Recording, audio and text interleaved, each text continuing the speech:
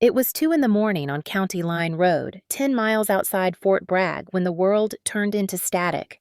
The humidity was heavy enough to taste fog, low and milky over the asphalt. My Jeep Wrangler rattled as it rolled past pine trees that looked like shadows painted against the sky. The radio played Low Leonard Skinner's Simple Man, a song my father used to hum before deployment. My name is Captain Elise Ward, U.S. Army Intelligence. 30 years old, 6 years of service, 3 postings, 1 promotion I never celebrated. That night, I just wanted to go home. I had spent 14 hours in a secured briefing room analyzing satellite intercepts, then signed off the night shift. My hands smelled of coffee and cold metal. The base gate guards saluted half asleep, waving me through. I nodded back, tired half in the present and half somewhere far away. The first click came when I turned the key. It was subtle, like the sound of a loose coin under the seat. I paused, checked the dashboard, nothing wrong. The second sound came after a mile sharper, metallic, echoing faintly under the chassis. I rolled the window down and listened. Only wind. I told myself I was imagining things. The truth was, I had been on edge for weeks. Strange messages had arrived in my inbox, unsigned, repeating one line: "If you don't help family, family helps themselves." I had reported it. The system flagged nothing. I convinced myself it was spam. I shouldn't have. The fog thinned as the road curved along the tree line. I could see the glow from Fayetteville in the distance. My mind drifted to the file I left open on my desk, a defense contract I was supposed to review at sunrise. I remember thinking I'll finish it first thing. Then everything slowed.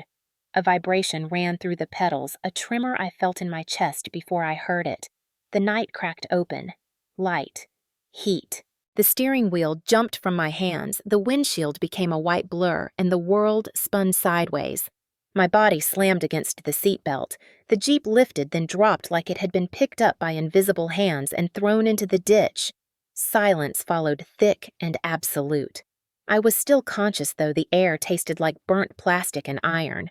My left arm refused to move. Through the smoke, I could see the dashboard flicker, a slow, dying heartbeat of orange light. I coughed once, felt gravel against my cheek, tried to unbuckle. The smell of fuel made my throat tighten. Training kicked in. I crawled toward the passenger door, dragging my leg glass crunching under my palm. The radio was still faintly playing, distorted through static. Then I saw it. Hanging on the barbed fence beside the road was a jacket olive green with a torn shoulder patch from the 82nd Airborne. My father's old division. I knew that jacket. It wasn't mine. It wasn't random. My brother had worn it last Thanksgiving, said it was vintage. My mind struggled to connect the images, the blast, the jacket, the silence afterward. I wanted to believe it was a coincidence. But there are no coincidences at 2 in the morning outside Fort Bragg. My lungs burned. I reached for the military ID clipped to my vest, the only thing intact. I pressed it against my chest, feeling the cold metal through the fabric as if it could anchor me to something real. Footsteps approached through the smoke soldiers from the patrol unit, their flashlights cutting through the haze. One shouted my name, another called for medics. I tried to answer, but the sound that left my throat wasn't a word. The last thing I remember before the darkness folded in was that jacket swaying gently on the fence, catching the headlights for a moment. It glowed pale green, and I thought of Ethan, my brother, the man who once swore he would protect me after our father's funeral. The same man who now left his uniform behind like a signature. The fog swallowed everything else. Then there was nothing. The first thing I felt was the weight, a thick, heavy pressure across my chest that made breathing a calculated act. The second was the light, too white, too sterile. It cut through my eyelids and turned everything into a blur of motion and sound. Beeping monitors, distant footsteps, the faint smell of antiseptic mixed with burnt fabric. I was alive, though part of me wished I wasn't sure. My right arm was wrapped in plaster, my skin beneath it itching. The IV line tugged slightly as I tried to move. Every nerve in my shoulder screamed. A soft hum came from the air vents above. Somewhere nearby, a nurse whispered, "She's up." I turned my head slowly, carefully. The movement sent shards of pain through my skull. The world came into focus, the edge of a white curtain, a metal tray, a digital clock glowing 0742. I was in Womack Army Medical Center, the same place I delivered briefings about blast analysis 2 weeks earlier. Now, I was the data. My throat was dry, words catching like sandpaper. Water, I croaked. A nurse in scrubs leaned closer, offered a straw.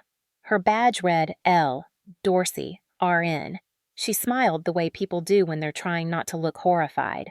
"You're lucky," she said softly. The Jeep absorbed most of the blast. Lucky. The word sat in my chest like a stone. The door opened. Boots. Measured steps. The kind that carried authority. Major Richard Collins, Army CID, stepped in with a clipboard tucked under his arm. Mid-40s, square jaw, perfect posture. His eyes scanned the room like he was assessing a crime scene, which in his mind I suppose he was. "Captain Ward," he began tone-clipped but polite. "You're stable. Doctors say you're out of immediate danger. I need to ask you a few questions." I nodded once. Speaking still hurt. He pulled up a chair, the metal scraping against the tile. "Do you remember what happened?" I closed my eyes for a second, forcing the images to surface. The fog, the radio, the click, the explosion. My brother's jacket. "My Jeep exploded," I said. "I was driving back from base around 2 in the morning." He scribbled something on his notepad. "Do you recall any unusual noises before the explosion?" 2 clicks, I said. Metallic, under the chassis. "Did you see anyone?" My pulse quickened. "No one." I answered, then hesitated. "But I saw something afterward." He looked up. "What exactly?" "A jacket," I whispered. "Army issue, torn shoulder patch, 82nd Airborne, my brother's." The room grew colder. Collins's pen stopped moving. He stared at me for a long moment, expression unreadable. "Your brother, Ethan Ward," I said. "Civilian contractor. He was stationed here years ago." The words tangled in my throat. "He was there." Collins set his pen down carefully. "Captain trauma can distort memory. You've been through a severe blast event. Confusion, false associations." "No," I cut in sharper than intended. "I know what I saw." My pulse pounded in my ears. He studied me, the faintest sigh escaping through his nose. "We'll conduct a full investigation," he said evenly. "But for now, I suggest you focus on recovery." He stood, signaling the conversation was over. "Major," I called after him, voice trembling despite myself. "If it was him, he's not going to stop." He paused at the door. "Let's not jump to conclusions." Then he was gone, leaving only the sound of my monitor beeping steadily in protest. I lay back, staring at the ceiling tiles. Each square looked identical, yet none of them aligned perfectly. The imperfection felt almost mocking. My mind replayed the sound, the dull click, the heat, the flash, the jacket swaying in the smoke. My brother's voice echoed from somewhere deep in memory, a ghost of Thanksgiving laughter turned sour. "Don't think you're better than me, soldier girl." I pressed my good hand against my chest where the ID tag used to hang. My heart was steady, but my breathing came shallow, uneven. A nurse entered quietly to adjust the monitors. "You've had visitors," she said. "A Colonel Foster stopped by earlier. He's checking back later." I nodded, unsure if I cared. "And a woman called. Said she's your mother. Margaret." My stomach tightened. "What did she say?" "Just asked if you were awake," the nurse replied, then hung up. I turned my face toward the window. Outside, soldiers marched in formation across the hospital courtyard. Their cadence was faint but rhythmic grounding. I used to find comfort in that sound. Now it felt distant, like something I no longer belonged to. Hours passed. Morphine blurred the edges of time. When the sedative fog thinned, twilight had filled the room.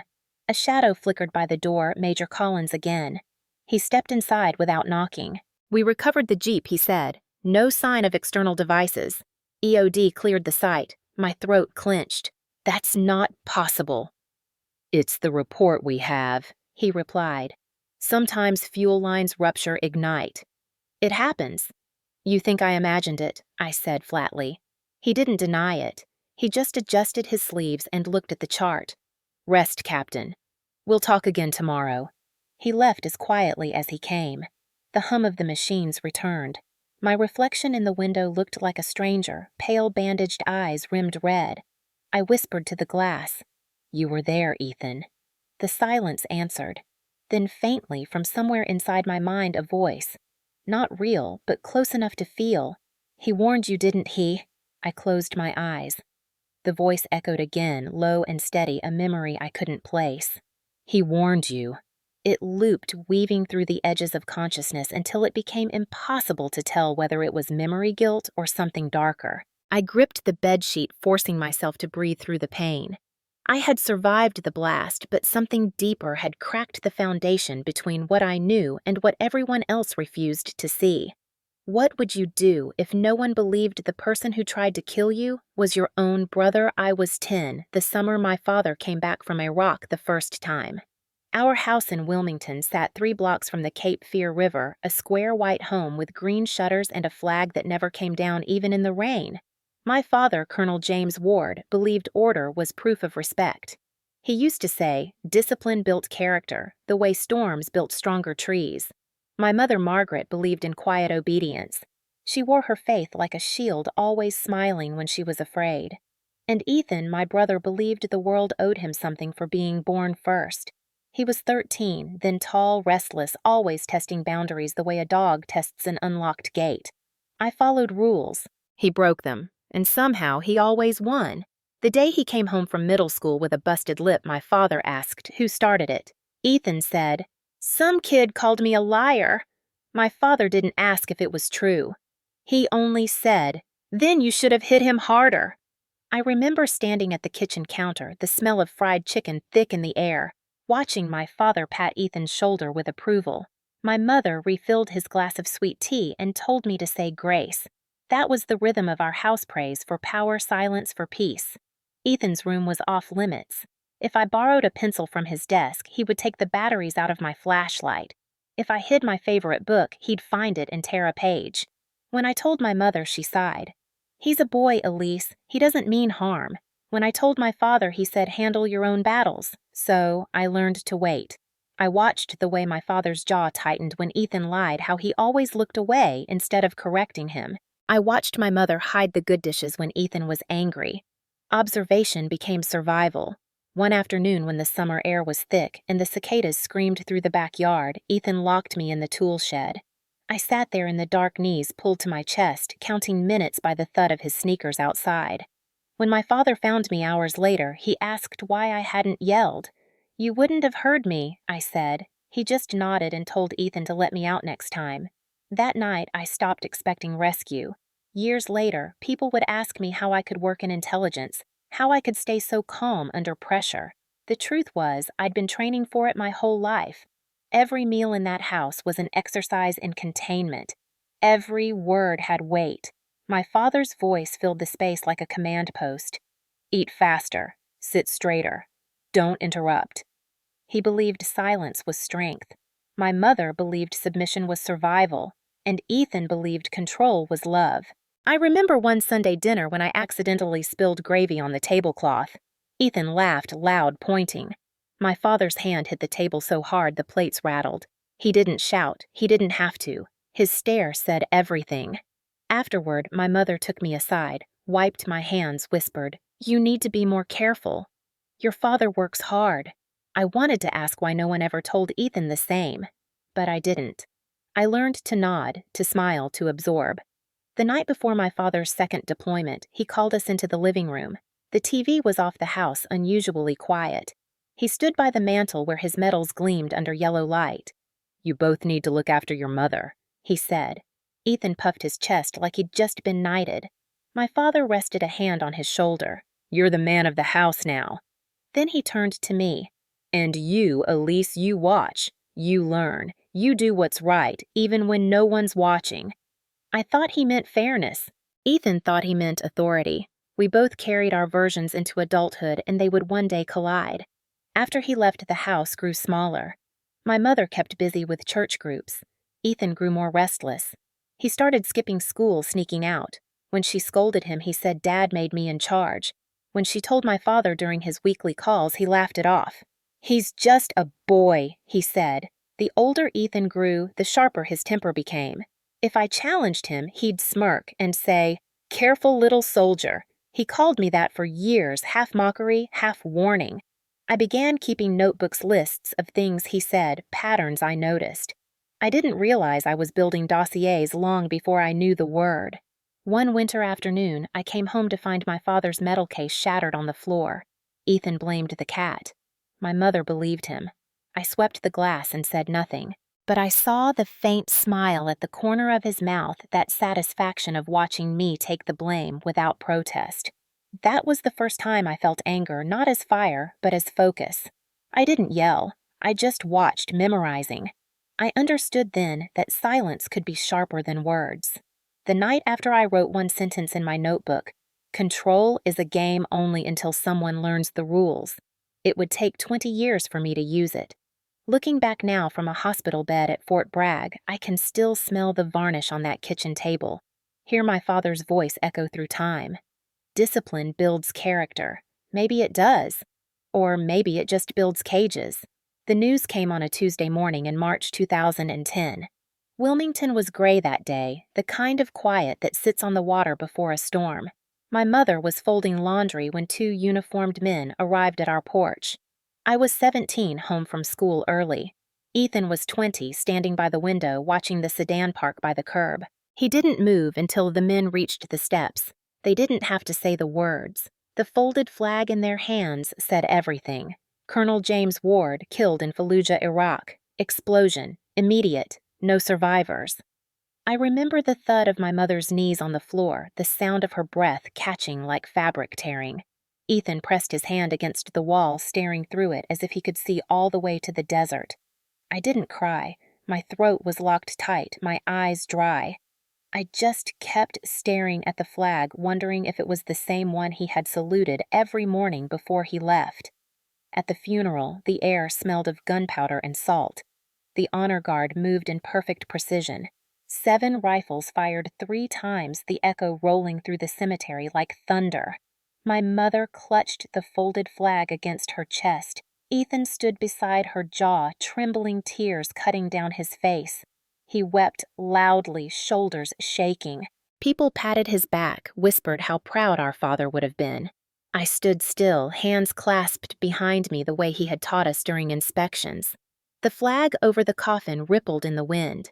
A general I didn't know pressed a medal into my mother's hands. "For valor," he said. She nodded, unable to speak. When it was over, Ethan slipped the medal from her palm, holding it up to the light. "I'll keep it safe," he told her. She didn't argue. That night, the house was filled with people who spoke in low voices. My mother sat at the table, surrounded by casseroles she wouldn't eat. Ethan kept repeating, "They said it was an ambush, improvised explosive device." The words were heavy like stones. He said them as if reciting scripture. I watched him touch the medal again and again as if it could answer the questions he didn't ask. When the last guests left, the house went silent. The flag lay folded on the piano. I went to my father's study, opened his desk drawer, and found his notebook. On the first page, he had written, "Character is what you do when the world falls apart." I traced the words with my finger until they blurred. From that night on, Ethan changed. Everyone saw it. He started running the house like a command post. "Mom," he'd say, "I'll handle the bills. Elise, don't touch Dad's things." He used the word responsibility the way some people use threats. At first, I thought it was grief. Then I saw the satisfaction beneath it. When neighbors came by, they called him the man of the house. He liked the sound. He began speaking with our father's tone, sharp, decisive, final. My mother followed his lead, her shoulders folding inward more each day. She stopped correcting him, stopped questioning. She clung to the idea that obedience would hold us together. I started to feel like a guest in my own home. At night, I would sit by the window listening to the waves against the dock. I'd see Ethan's reflection pacing in the living room, phone pressed to his ear, talking to people I didn't recognize. His voice always dropped when I entered the room. Private contractors, he told me once when I asked. Friends from Dad's unit. But I saw the way his eyes shifted, the way his smile didn't reach them. The more he tried to act like our father, the less he resembled him. One evening, I found my mother crying quietly in the kitchen, holding the broken handle of my father's mug. "It's just a cup," I said. She shook her head. "It's everything that's left." I wanted to tell her that wasn't true. that there was still me. But even then, she looked past me searching for Ethan. That was the moment I realized love in our house had rules and I had broken them simply by not being him. The week before graduation, I filled out the application for the Reserve Officers Training Corps. I wrote my essay at the same table where my father used to polish his medals. I will serve. I wrote not to continue his shadow, but to understand his sacrifice. I didn't tell my mother until I was accepted. Ethan overheard the call and laughed. The little soldier girl wants to play army. My mother hushed him, but her eyes were worried, not proud. She said, "You've already lost so much, Elise." "Why choose a life that takes more?" I answered quietly. "Because someone has to carry what he stood for." She turned away. Ethan smirked. "Go ahead," he said. "Let's see how long you last." When I left for training that August, no one stood at the door. My mother hugged me once, quick and small. Ethan just crossed his arms. "Dad would have wanted me in the service," he muttered. I looked at him and said, "Then you should have gone." He didn't reply. As the bus pulled away, I saw him in the rearview mirror, standing on the porch with the folded flag in his hands. The wind lifted one corner, but he didn't notice. He just stared at it like it was a mirror seeing only himself. The letter from West Point arrived on a cold March morning in 2012. The envelope bore the gold crest, the kind of seal that made my mother whisper a prayer before opening it. I already knew what it said. I had checked my email hours earlier and stared at the word, "Congratulations," until my hands shook. Colonel James Ward's daughter was going to the United States Military Academy. My mother smiled faintly, half pride, half worry. "Your father would have wanted this," she said. Ethan, sitting at the kitchen counter, smirked over his cereal. "Guess that makes you the family's new hero." I ignored him. That summer, I cut my hair short, packed precisely folded uniforms, and boarded a bus bound for New York. The drive north felt endless. Wilmington's salt air gave way to the steel gray of the Hudson Valley. When the gates of West Point came into view, my pulse quickened. The stone archway looked less like an entrance and more like a test. Day one stripped away everything familiar. Civilian clothes, phone comfort. Plebes were introduced to the concept of total order. We learned how to salute before breakfast, how to run before thinking, and how to speak only when addressed. For weeks, my muscles ached, my voice cracked, my mind replayed my father's words. Discipline builds character. Somewhere between dawn drills and night inspections, I started to understand what he meant. By fall, I was running 5 miles before sunrise, carrying a 50-pound rucksack, memorizing codes by flashlight. Sleep became a rumor, but every challenge felt like a debt being paid to a name carved on a marble wall in Arlington. The instructors called me precise. Some meant it as praise, some as warning. I kept my bed tight enough to bounce a coin and my answers shorter than necessary. Intelligence and counterterrorism became my focus. I wanted to understand the enemy my father never saw coming. I wanted to know how information could save lives before the first bullet was fired. The academic grind was brutal hours of encryption theory, human behavior analysis field simulations that blurred into real fear when smoke grenades filled the air. Yet, I thrived in the structure. For the first time, silence meant respect, not suppression. Letters from home were scarce. My mother's handwriting grew smaller each month. Ethan's name appeared only once in an email from a shared account short and cutting. "Don't think you're better than me, soldier girl." I read it 3 times, then deleted it. He had dropped out of college that year, taking odd jobs with private contractors near Jacksonville. When I called, his voicemail said, "If you're calling for money, try harder." Rumors drifted through family circles, drinking debts the wrong crowd. I stopped asking. The last thing he needed was another lecture from the perfect daughter. Still, his voice lingered in the back of my mind during every exercise, every promotion board. It became fuel. During summer field training, I learned to read terrain by instinct to predict patterns in human behavior. We studied case files of failed operations, dissecting where assumptions killed soldiers. One instructor told me, "Ward, you analyze like you've been watching people all your life." I smiled. "You have no idea," I thought. On graduation day in 2016, the sky over the Hudson was clear, the band playing softly in the distance. Rows of cadets stood in perfect alignment. My mother sat in the third row, small and proud, clutching the flag pin she always wore. Ethan wasn't there. He sent a message 2 days later. "Congrats, Captain America. Don't forget who taught you how to fight." I didn't reply. Instead, I folded his words into the back of my mind, a reminder of what I was rising above. After commissioning, I chose intelligence rather than infantry. Some cadets teased that it was safer, less glory. They were wrong. Intelligence was about patterns, lies, and the cost of knowing too much. I was posted first to Fort Huachuca, Arizona, the desert heat, a furnace that burned away everything soft. Then to D.C. for training in cyber threat assessment, where I learned to track signals through chaos. Every mission, every briefing, I heard my father's voice again: do what's right, even when no one's watching. I also heard Ethan's "don't think you're better than me." Those two lines shaped the battlefield inside me. One built me up, the other tried to pull me down. I carried them both. 4 years later, when my transfer papers to Fort Bragg arrived, I stood in my apartment staring at the orders. The same base my father once commanded drills on. The same base where Ethan had worked years ago as a contractor. It felt like returning to the start of a loop I had spent a lifetime escaping. I packed carefully, uniform first, letters second. The acceptance letter from West Point lay at the bottom of the drawer. I slipped it into my folder not for nostalgia, but as proof that even in a house ruled by silence and control, someone had learned to stand still in the fire. If you've ever had to earn respect that should have been given "drop your city below," I salute you. By the fall of 2022, the Army sent me back to North Carolina. The orders came in a thin envelope stamped with familiar insignia: Fort Bragg, Fayetteville. I stared at it for a long time, tracing the words with my thumb as if they could burn.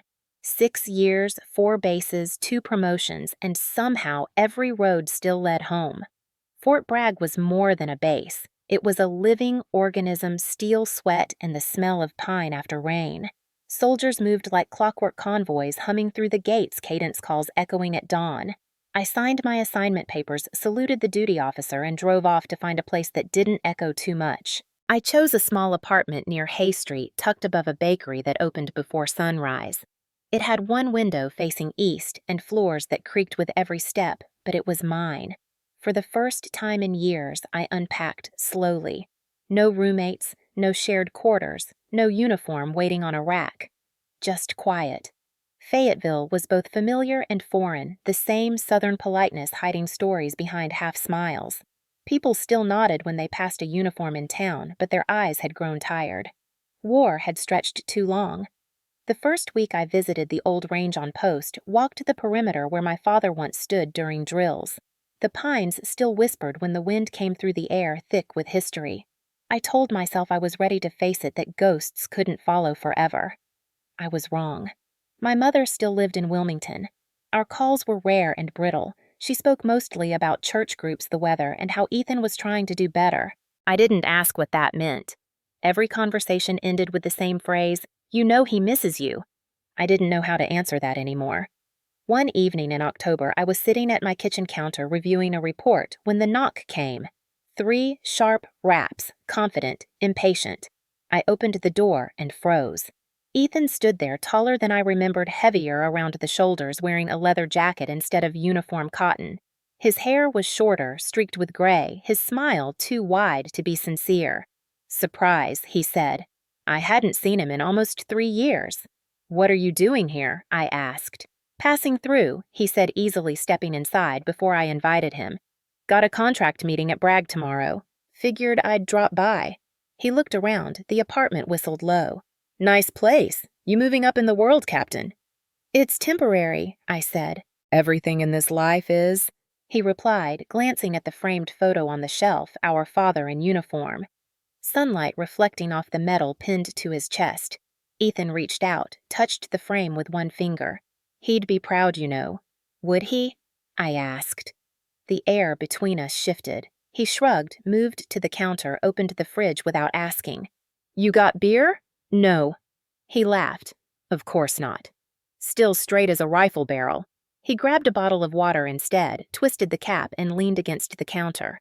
"I'm working with Meridian Tactical now," he said, watching me carefully. "Big contract coming up. They're bidding on logistics at Bragg." Good money. Private contractors, I said, flatly. That's a dangerous business. Everything's dangerous if you think too much about it, he answered. Besides, I've got experience. They like veterans. I didn't correct him. Ethan had never served past basic training. You didn't call, I said, finally. Didn't know I needed permission to visit my baby sister. His tone was light, but his eyes weren't. You look tired, he added. You working yourself into the ground again? I have responsibilities, I said. Somebody has to. Still trying to impress a dead man? The words landed like a slap. I turned away, setting the report down. What do you want, Ethan? He smiled slowly. Alone. Just for a week. Got a gap before the next payment clears. You know how these contracts are. No, I said.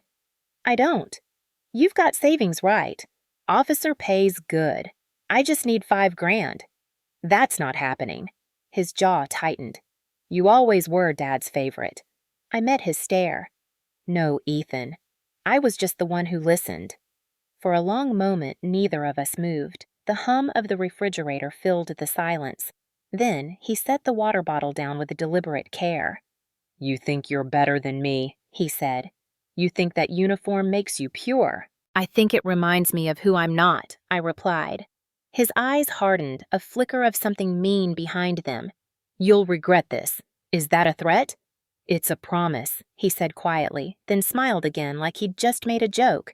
He walked to the door, paused with his hand on the handle. Take care of yourself, Captain. Not everyone out there wishes you well. The door shut behind him with a soft click. I stood there for a long time staring at the empty space where he'd been. The smell of his cologne lingered cheap and familiar, the kind he used to wear in high school. I wanted to believe he was bluffing that old resentments were all talk, but the sound of his voice stuck in my chest like static. The next morning, when I stepped into the Jeep, I caught myself checking under the driver's seat. Just habit, I told myself. Old soldier reflex. But when the engine turned over clean, I exhaled too slowly. Deep down, I knew that something between us had shifted again, subtle, but irreversible. This time, it wouldn't fade. 2 weeks after Ethan's visit, the first message appeared. It was early November, a Monday morning, the kind of quiet before sunrise when the base still felt asleep. I was at my desk inside the intelligence building, the soft hum of computers the only sound. The email slid into my inbox between 2 encrypted updates. The subject line was blank. The body contained one line. If you don't help family, family helps themselves. No sender name, no metadata trace. The wording hit like static. I read it 3 times, half expecting my reflection on the screen to react. For a moment, I thought it was some phishing attempt, the kind that circulates endlessly through defense servers, but the phrasing was too familiar. Family helps themselves. It was something my brother used to say whenever he borrowed money he never intended to repay. I deleted the email, emptied the trash, and logged out. By lunch, I'd convinced myself it was coincidence. But that night when I returned to my apartment, another message was waiting on my personal account. The same line. No sender. No timestamp this time, as if whoever sent it knew how to slip beneath the logs. I sat still, the cursor blinking like a heartbeat. For the first time in years, I locked my door twice. Over the next few days, the pattern repeated, new messages appearing at odd hours, some from non-existent addresses. Each one more precise. You think you're safe because of that badge. We remember what's owed. Help family or family helps themselves. I forwarded the emails to the base security office and filed a report with the cyber division. They logged the complaint, assigned a tracking number, and said they would look into it. Military procedure translated to one thing slow. I was told not to engage or reply. I followed orders, but the silence pressed harder with each passing night. On Wednesday, while reviewing a classified report, I noticed something off. My secure login had been accessed twice that morning, once by me, once by an unknown IP routed through a local network in Fayetteville. Whoever it was had browsed files from the Meridian Tactical Contract Review folder, the same contractor Ethan claimed to work with. I felt my pulse tighten. I flagged the anomaly, sent an encrypted note to Major Collins at CID. He replied 2 hours later. Understood. Keep monitoring. Could be routine cross-check. Routine, he called it. I closed the laptop, rubbed my eyes, and tried to steady my breathing. That night, as rain beat against the window, I heard a sound outside, light, deliberate footsteps on the stairwell. I reached for my sidearm, the one regulation allowed me to keep off duty. The footsteps stopped. Silence stretched thin. Then came the faint creak of the mail slot. A white envelope slid through landing on the hardwood with a soft slap. My hands shook as I opened it. Inside was a single Polaroid photo my Jeep parked outside the apartment building taken that afternoon. No message, just the image. I stared at it until the edges blurred. The next morning, I walked into the CID office unannounced. Collins looked up from his desk, surprised but not alarmed. "Captain Ward," he said, "I told you we'd handle the matter." "Someone's watching me," I said. "I found this." I placed the photo on his desk. He studied it, expression unreadable. "Could be a prank," he said. "You've been through trauma. People sometimes misinterpret." "This isn't interpretation," I snapped. "It's surveillance." And yet no direct threat, he countered. His calmness infuriated me. "We'll increase monitoring," he said finally. "In the meantime, get some rest." I left his office with the photo still in my hand. That night, I set up my own countermeasures. Motion sensors by the window, a small camera above the door, old habits from field work. I told myself it was precaution, not paranoia, but deep down, I knew I was bracing for something inevitable. The following day, my secure laptop refused to log in. Incorrect password, it said, though I hadn't changed it. I contacted IT. They found traces of forced access. Someone had tried to bypass encryption using an internal override. The technician said that shouldn't even be possible without admin clearance. "Or insider help," I murmured. The next hour was a blur of reports, log extractions, protocol calls. Still no answers. That evening, I sat in my car outside the apartment, hands on the steering wheel, listening to the rain. Across the parking lot under the flickering streetlight, a figure stood half hidden by the dumpster. Tall, motionless, wearing a hood. I blinked and he was gone. Maybe he'd never been there. Maybe I wanted him to be just so the fear had a face. I went upstairs, double-locked the door, and checked my laptop again. A new message waited in my personal inbox. This one had a subject line, "Final warning." Inside, only 3 words, "We see you." Beneath it, a timestamp 0200. Tomorrow. I stared at it for so long, the screen dimmed to black. For the first time since West Point, I felt something colder than fear. It was recognition. Whoever was behind this knew my patterns, my routines, my life down to the minute. That kind of knowledge doesn't come from strangers. I closed the laptop, set it on the counter, and sat in the dark until dawn. Outside, the rain had stopped, but the air felt charged, waiting. Somewhere beyond the window, I imagined the faint outline of my brother's grin. Ever ignored a red flag until it almost killed you? Comment, yes, if you relate. The night it happened felt heavier than most. The air over Fayetteville carried that damp quiet that always comes before rain. I had stayed late at the intelligence wing, finishing a debrief that should have waited until morning. The building was nearly empty, the fluorescent lights humming above like static. My head ached from hours of reading encrypted reports, my coffee gone cold. When I finally left, the clock on the wall read 01:47. The corridor smelled faintly of metal polish and ozone. Outside, the fog hung low, swallowing the parking lot lamps until they looked like blurred stars. I remember pausing at the Jeep, running a hand along the driver's door, thinking how strange it was to feel uneasy about something so ordinary. I had already filed 2 reports about the threats, but the CID response was the same. Monitor, don't engage. I told myself it would be fine. Nothing ever happens the night you expect it. I climbed in, started the engine. The old familiar rumble steadied me.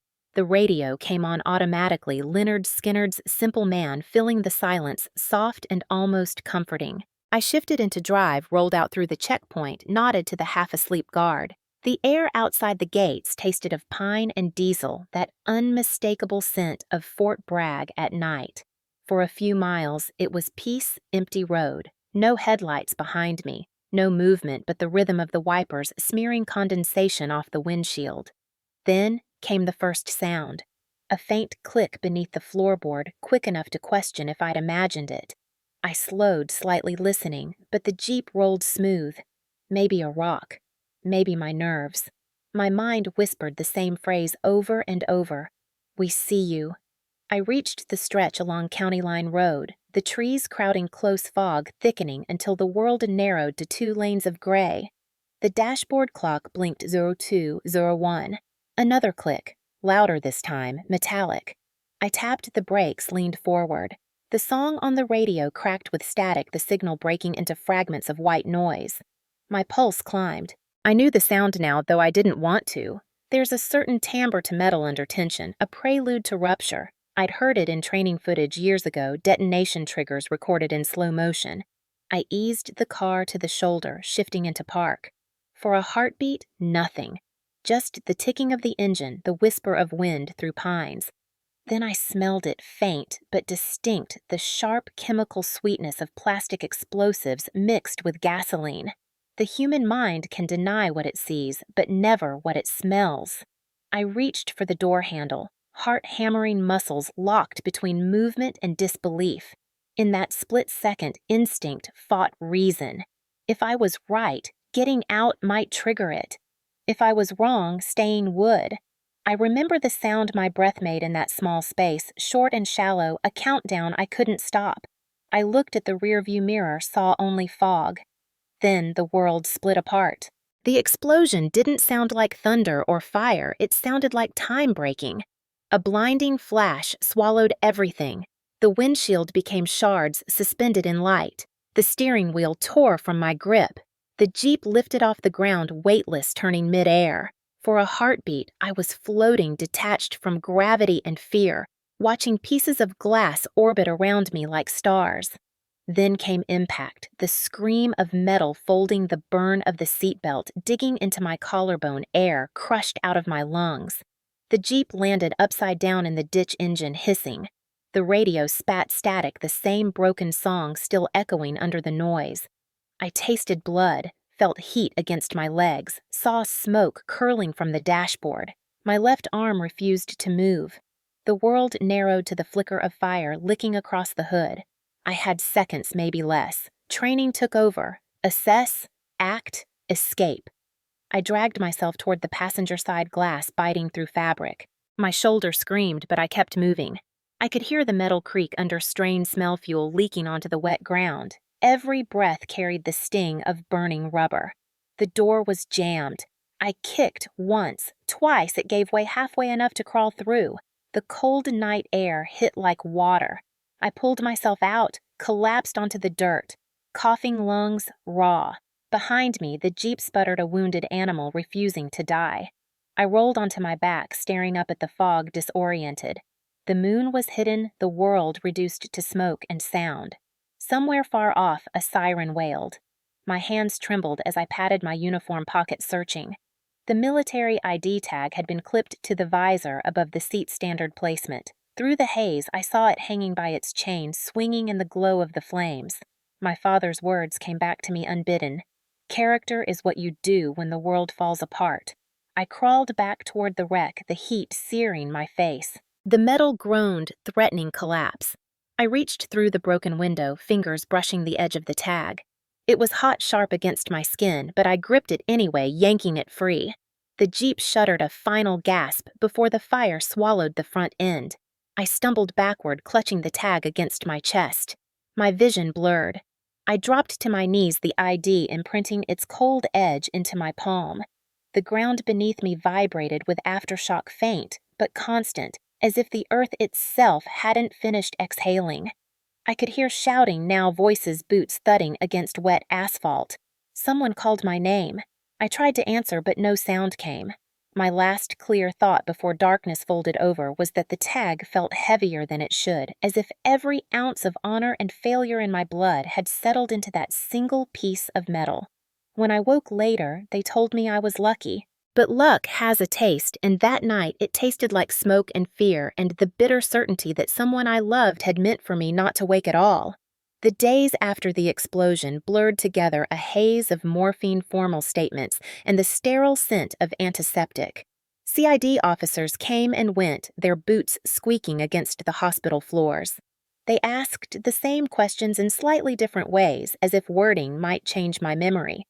I told them everything about the threats, the emails, the photograph, the smell of explosives. Each time, the investigator, usually some junior officer with polite detachment, scribbled notes and said, "We'll review the evidence." Days passed. Nothing changed. Major Collins visited once, clipboard under his arm, face expressionless. "Captain Ward," he said, "we've concluded our preliminary assessment. The EOD team found no device remnants at the scene. The cause of the blast appears consistent with a ruptured fuel line igniting under pressure." "That's impossible," I said, forcing my voice steady. "I know what I heard." "I don't doubt that," he replied, tone measured. "But without physical evidence, we can't pursue a criminal lead." "There was a detonator," I insisted. "There had to be." The click. He cut me off with a small shake of his head. "Rest is part of recovery. Captain, let the process work." Then he left, leaving the words "let the process work" echoing like a taunt. The next morning, a delivery arrived at the nurse's station, a bouquet of white lilies wrapped in crisp paper. The tag read, "Get well soon, sis." I stared at the handwriting until the letters blurred. Ethan's handwriting hadn't changed since high school, sharp, slanted, deliberate. The nurse smiled. "That's sweet of your brother." I said nothing. I asked her to throw them out. That night, I lay awake replaying every word he'd said during our last conversation. "You'll regret this." The line kept circling back, quiet but certain. I requested a copy of the investigation report. It arrived 2 days later, thick with technical jargon. I read every line. The official conclusion: mechanical failure, probable fuel line breach. No indication of foul play. I flipped to the appendices, photographs of the wreck debris labeled with white tags, an evidence log that listed personal items recovered. My ID tag was on the list. The photo showed it lying clean polished, untouched by fire. I knew I hadn't left it that way. Someone had wiped it. Someone wanted it to look like coincidence. My phone rang that afternoon. The caller ID read private number. My mother's voice came through soft and trembling. "Elise," she said, "I heard about the accident." "It wasn't an accident," I replied. "Ethan, stop!" She interrupted the word, quick and sharp. "He's just angry. You know how he gets. Don't make this a scandal." "He tried to kill me," I said quietly. Silence stretched. Then she exhaled, weary and resigned. "You don't have proof. You'll only ruin what's left of this family." "He already ruined it." "Please," she whispered, "don't do this." The line clicked dead before I could answer. I stared at the phone, the emptiness on the other end, somehow louder than her voice. That night, I requested access to the CID digital case file using my clearance as an intelligence officer. The system denied my login, citing restricted access. I wasn't supposed to see my own case. That was my first real confirmation that someone inside was tampering. I reached out to a contact from Fort Huachuca, a cybersecurity specialist who owed me a favor. Within hours, she called back. "Elise," she said, "someone flagged your credentials. Your name's been placed on a monitoring list." "What list?" "Internal. Usually reserved for high-profile investigations or classified leaks. But yours doesn't have an authorization trail. It's like it appeared overnight. Someone wants me silent. Someone wants you watched." The next morning, a CID officer I didn't recognize came to my room, younger than Colin's nervous energy beneath the uniform. "Captain Ward," he said, "I've been asked to collect your personal laptop for data review. Standard procedure."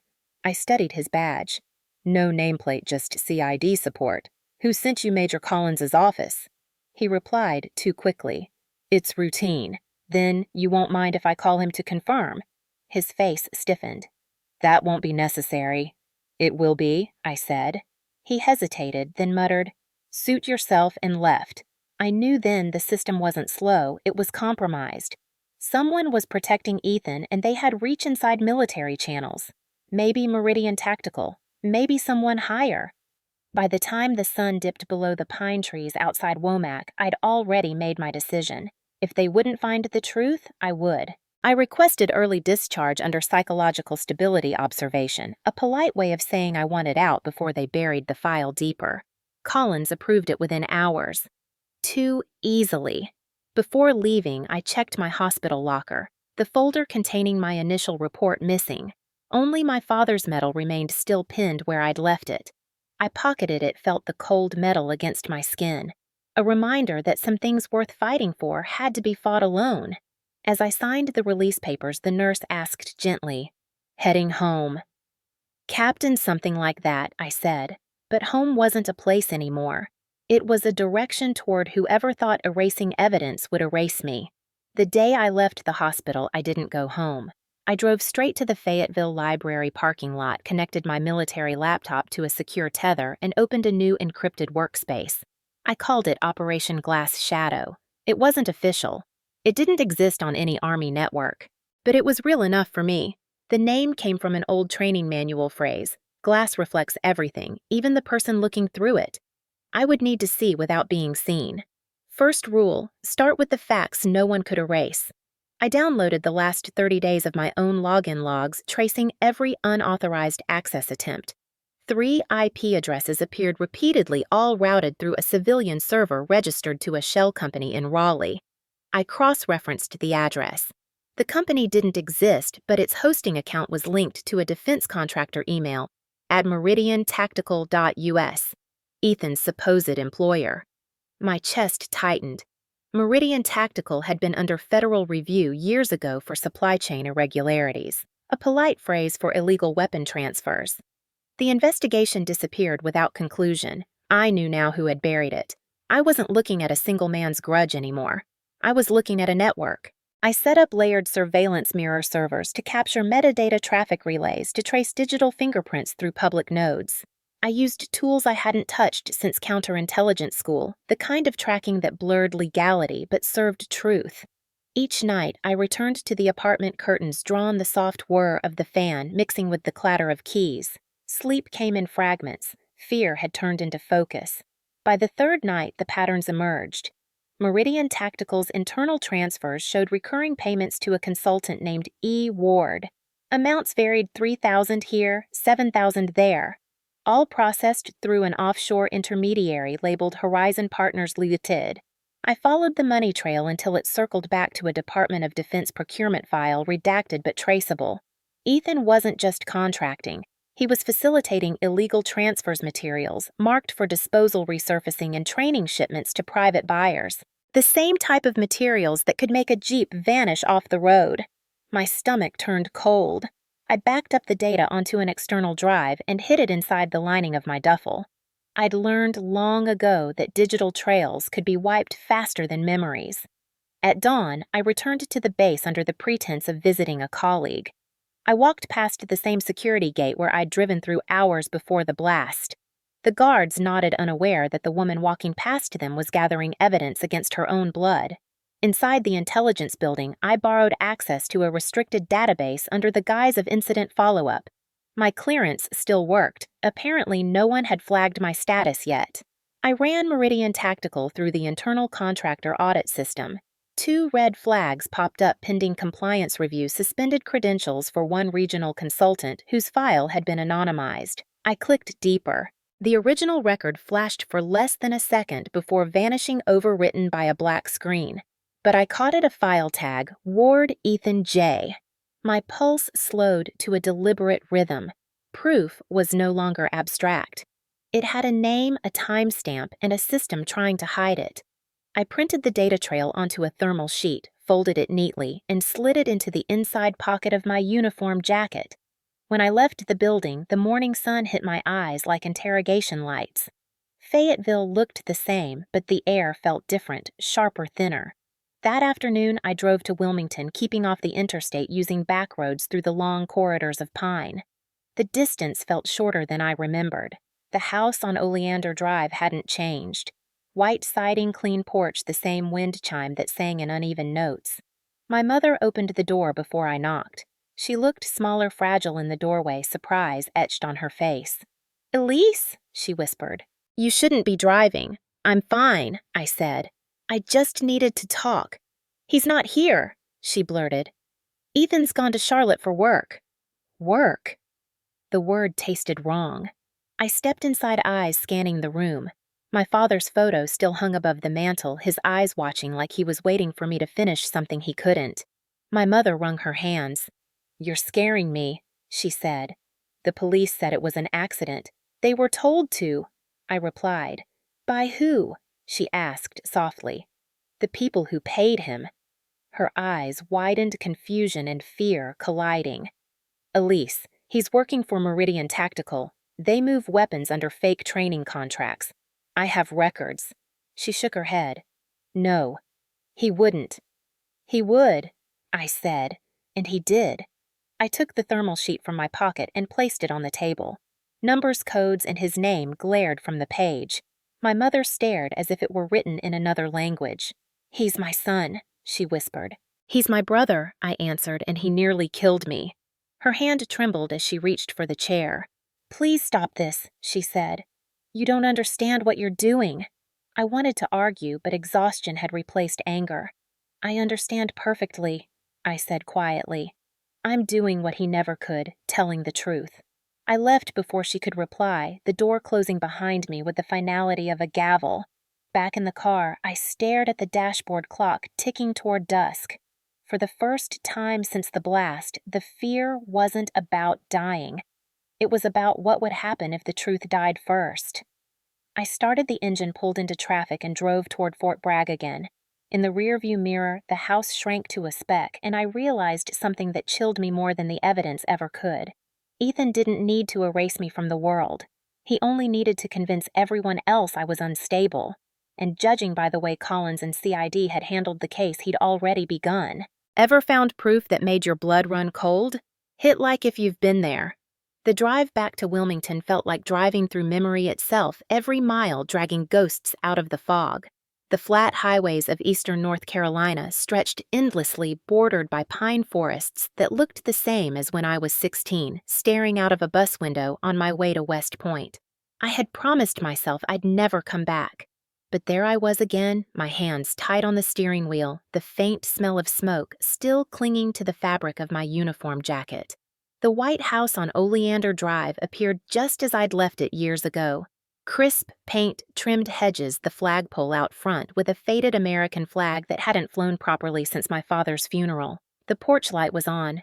My mother opened the door before I reached the steps, her face pale, framed by hair that had turned more silver than blonde. "Elise," she said softly, like she wasn't sure it was really me. "You should have called." I looked past her shoulder. The dining room light was on table already set. 3 plates. My stomach tightened. "I didn't think I needed to," I said. Apparently someone expected me. Her eyes darted away. From the kitchen came a familiar sound, the scrape of a chair leg, a man's voice humming a tune I hadn't heard in years. Ethan stepped into the doorway, taller than I remembered, broader too, his hair shorter, his smile unchanged and poisonous. "Well," he said, spreading his arms, "look who made it home alive." My mother flinched at his tone, but said nothing. I forced a neutral expression. "Ethan, Captain Ward," he replied with mock salute. "Heard you've been in the wars again?" He gestured toward the table. "Dinner's getting cold. Don't waste Mom's effort." The smell of roast chicken filled the air, rich and heavy, but it made my stomach twist. I sat across from him, the space between us feeling like a demilitarized zone. My mother busied herself with the dishes, her hands trembling as she set down glasses of water. No wine tonight, no toasts, just silence. Ethan carved the chicken with unnecessary force, the knife scraping the porcelain plate. So he said, his tone casual, "I heard about your little car mishap. Must have scared the hell out of you." I kept my eyes on him. "It wasn't an accident." "That what you told the army?" he said, grinning. "Let me guess. Some big conspiracy. The system's after you." "You tell me," I said, quietly. His grin faltered for just a second before returning wider, crueler. "You always had a flair for drama, still playing the hero." My mother's fork clattered against her plate. "Ethan," she said, her voice shaking, "please." He ignored her. "You know Dad always said discipline builds character. Guess you took that to heart. But discipline doesn't make you bulletproof." I could feel his eyes trying to pierce me, searching for weakness. "You sound like a man rehearsing a line," I said. "You practicing for CID or just for yourself?" He laughed low and genuine. You really think you scare me, Elise? You can't even prove what happened. I don't have to prove it, I said. I just have to remember. His eyes flickered just for an instant, the mask slipping.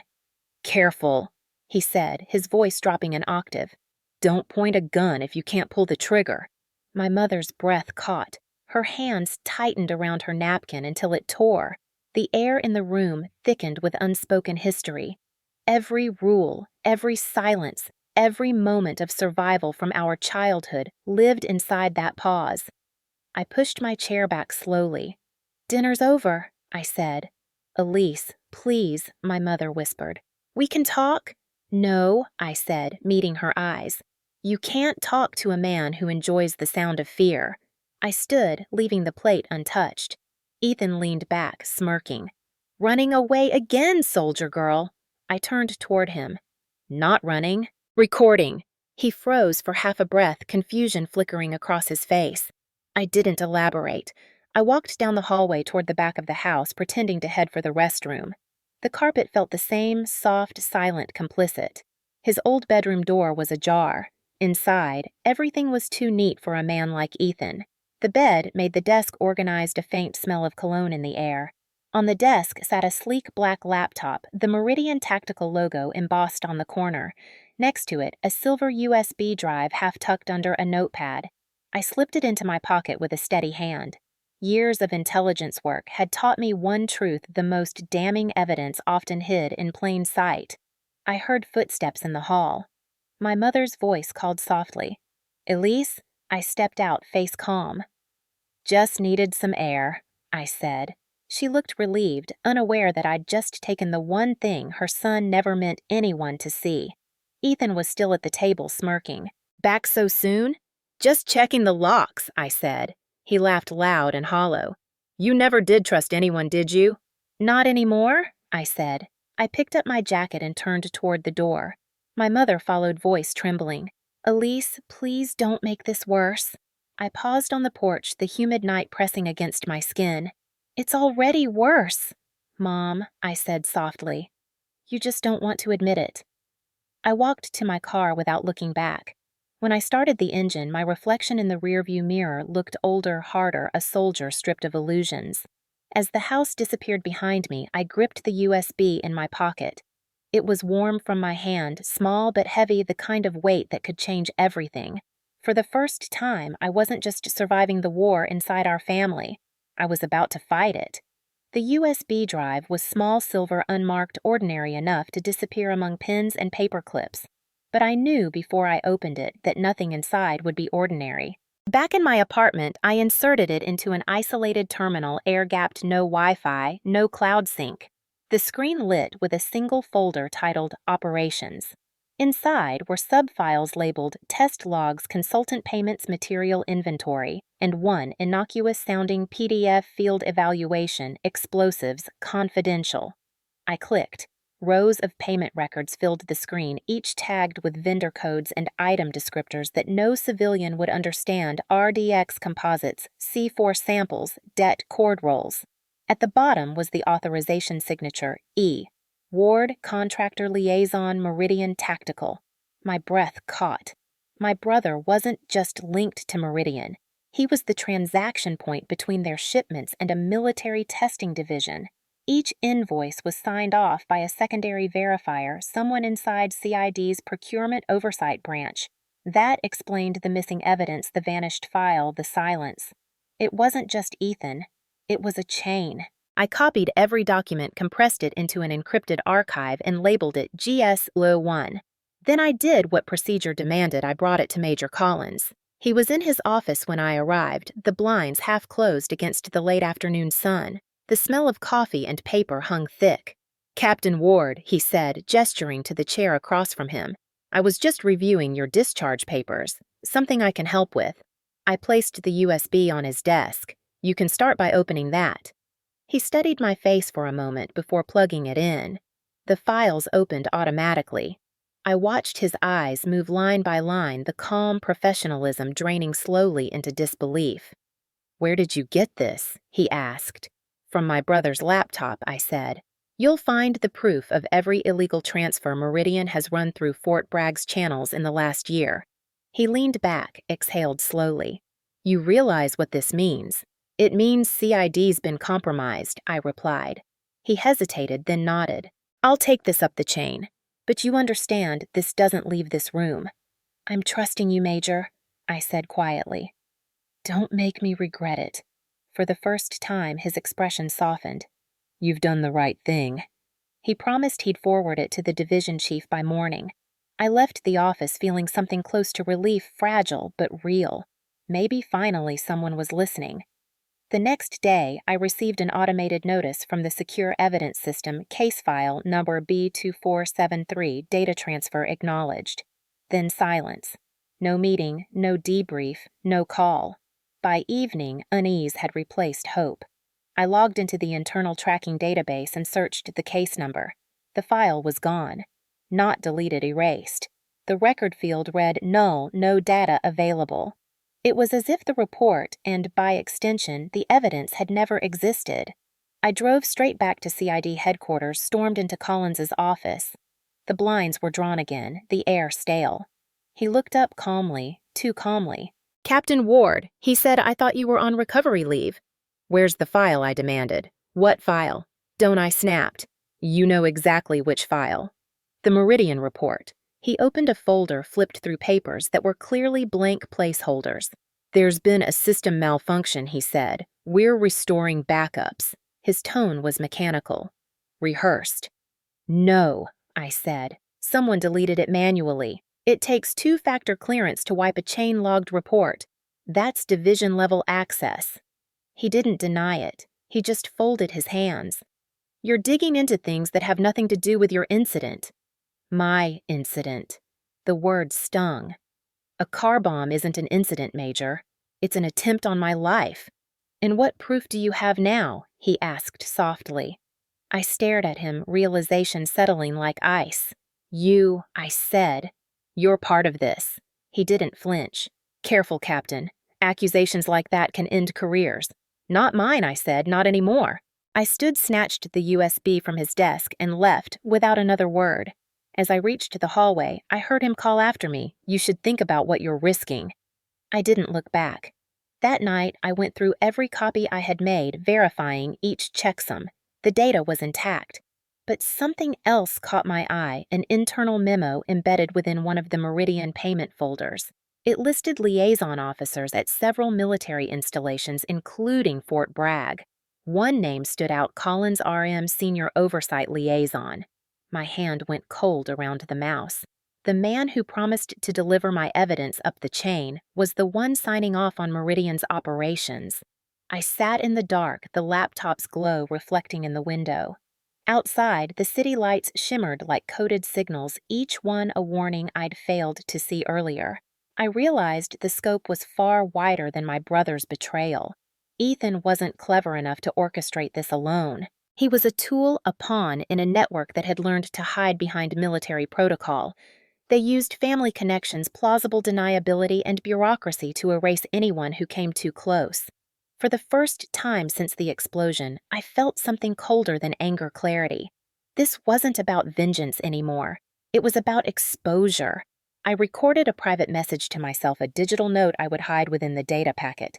If you're reading this, I didn't disappear. They made me disappear. Follow the money, not the orders. I uploaded a copy of the archive to a private offshore server under an alias I'd used during counterintelligence training. Then I shut the laptop and stared at the ceiling until dawn painted the room in pale blue. There was no one left to trust inside the system. I'd have to take it outside. Ever found proof that made your blood run cold? Hit like if you've been there. The morning after the file vanished, I realized I couldn't keep fighting this alone. Every contact inside CID had gone silent. My clearance requests denied my name, suddenly flagged for psychological observation. It was a quiet kind of erasure, one that looked like protocol on paper, but felt like exile in real life. I needed someone who hadn't been compromised. Someone I could still trust. Sergeant Nora Hayes came to mind. We'd worked together 2 years earlier on an intelligence systems audit at Fort Huachuca. She'd been the kind of analyst who saw patterns no one else did, the kind who still believed truth mattered more than politics. I found her in the tech division, buried behind 3 monitors and an ocean of cables. She looked up, saw me standing in the doorway, and frowned. "You look like hell," she said. "Hospital discharge didn't come with a vacation." "Something like that," I replied, shutting the door behind me. I slid the USB across her desk. "I need a second pair of eyes." She leaned back, arms crossed. "You want me to risk my clearance for whatever's on this thing?" "No," I said quietly. "I want you to help me make sure it doesn't vanish again." That got her attention. She sighed, plugged it in, and started reading. Within minutes, her sarcasm was gone. "Jesus," she whispered. "This is Meridian's full payment chain. And wait! These codes link directly to CID oversight accounts." "Collins," I said. "He's in on it." She looked at me, eyes hard. "If that's true, this isn't just corruption. This is treason level." "Then let's treat it that way," I said. For the next 6 hours, we built what she called a digital dead man's switch. Multiple mirrored copies of the files encrypted across independent cloud nodes, all set to release automatically if our primary accounts went dark. She added a secondary layer, a stealth log hidden inside a government weather satellite backup server. "They'll never look here," she said. "Too boring." I almost smiled. We weren't just keeping the evidence alive, we were making it immortal. By dusk, exhaustion set in, but I felt something close to control for the first time since the blast. As we packed up, Nora studied me carefully. "You realize they'll come after your credibility first," she said. "They'll paint you as unstable." "They already have," I said. "CID flagged me for PTSD monitoring." "Of course they did," she muttered. "It's the oldest trick in the book, turn the whistleblower into the problem." She hesitated, then added, "I'll back you, Elise. But if this blows up, I'll deny everything." "That's fair," I said. "You shouldn't go down with me." She looked almost offended. "That's not what I meant." 2 days later, the blowback came fast. I was summoned to a formal evaluation board under the pretext of fitness for duty. The panel included Collins, his expression unreadable, flanked by 2 officers I'd never met. They asked about the accident, about stress symptoms, about my obsession with unverified conspiracy links. I kept my answers measured. The truth was simple. The lie was theirs. When the session ended, Collins signed a paper, slid it across the table, and said, "Effective immediately. Captain Ward, you are relieved of active intelligence duties pending psychiatric review." I stared at the words, temporary suspension. The phrase sounded merciful, but carried the weight of exile. "You can't sideline me for finding the truth," I said. He smiled thinly. "I can if the truth costs the Army its reputation." "You mean your reputation," I said. He straightened his uniform and replied quietly, "Careful, Captain. You're making enemies in places you can't see." When I left the building, the air outside felt electric heavy with unseen static. My ID badge no longer worked at the gate. The guards averted their eyes as I walked past. By the time I reached my Jeep, the replacement one the Army had issued me, the reality settled in. They had effectively erased me from the system. No clearance, no access, no voice. But I still had Nora's backup. That night, I met her in a quiet diner off Skibo Road, the kind that stayed open for soldiers who couldn't sleep. We sat in a corner booth, the hum of the neon sign flickering above. "They suspended me," I said. She nodded. "Expected it. That's how they clean the narrative." "It won't hold," I said. "We have evidence." "We have data," she corrected. "They have power." She slid a small drive across the table, an updated copy encrypted 3 layers deep. "This one's off-grid," she said. "If they come for you, you can still prove what happened." I stared at it, realizing what she was giving up. "Why help me?" I asked. "Because I've seen what happens when people don't," she said simply. "The truth doesn't survive silence." I slipped the drive into my jacket. "They'll come after you, too." "They already do," she said with a wry smile. "That's the price of breathing around here." When I left, rain had started again, thin and cold, blurring the streetlights. I sat in the Jeep for a long time, engine idling, fingers tight around the steering wheel. The voice in my head whispered the same words my father once told me. Courage isn't about fighting battles. It's about standing still when no one else will. I wasn't sure if I was brave or simply too tired to stop. But I knew one thing for certain: if they wanted silence, they'd chosen the wrong woman to quiet. If truth ever cost you your career, drop truth in the comments. It started quietly, the way most betrayals do. A phone call that went unanswered, a text that arrived hours too late, a silence that stretched wider than explanation. My mother stopped picking up after the first week of my suspension. When she finally did, her tone had changed, measured, rehearsed, fragile in a way that didn't belong to her. "Elise," she said, "you need to rest. You've been through enough." "You've been talking to him," I said flatly. The pause told me everything. "Ethan's worried about you," she said, and my stomach turned. "He told me you're struggling, that you've been making dangerous accusations. Dangerous to who I asked, to everyone," she whispered. "You're destroying us." The words were surgical. I hung up before my voice cracked.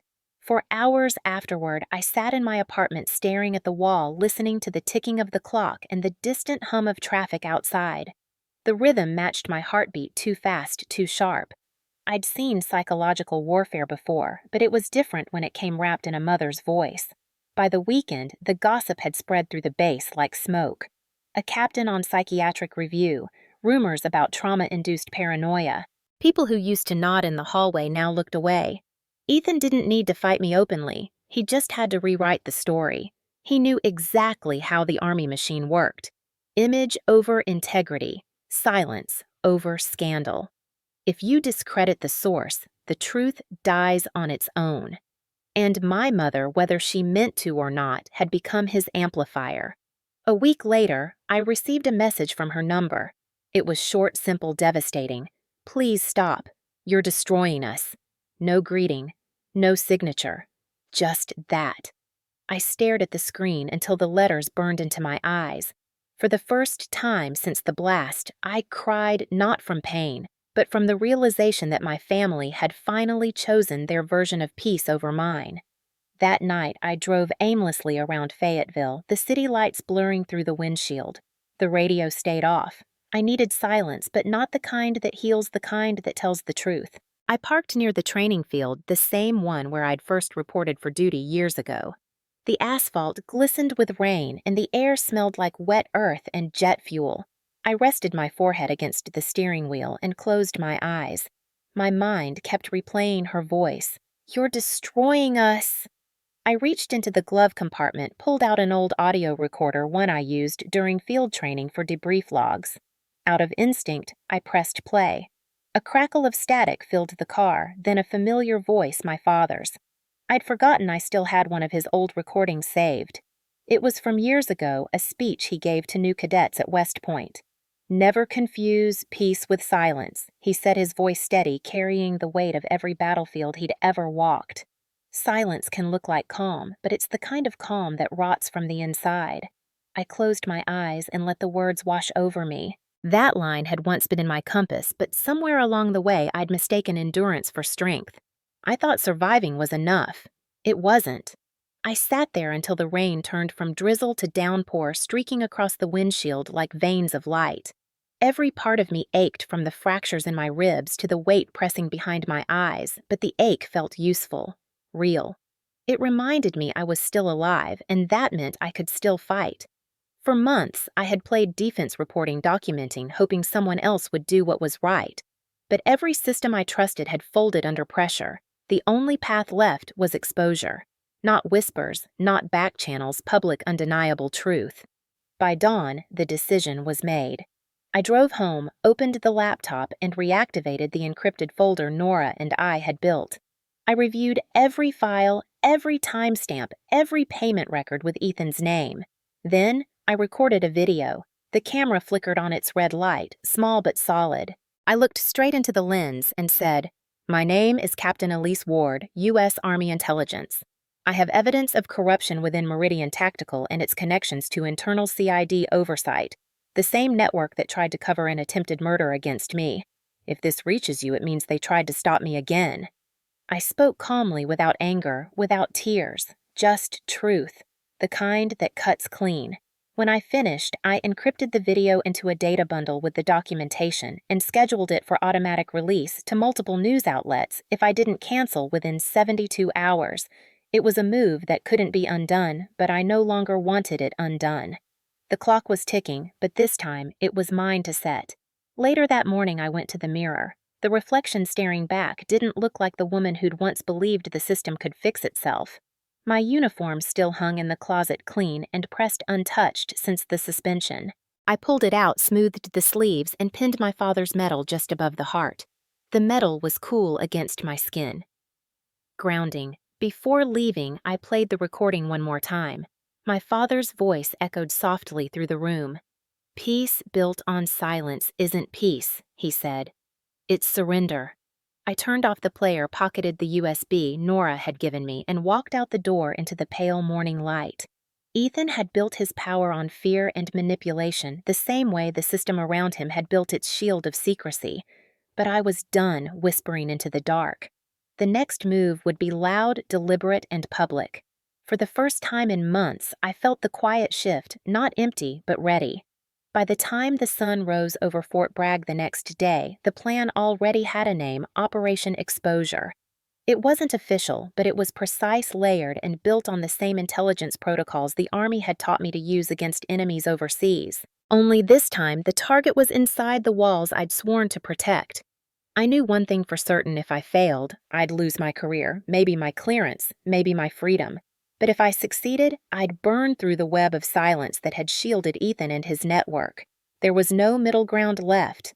I spent the morning drafting 2 letters.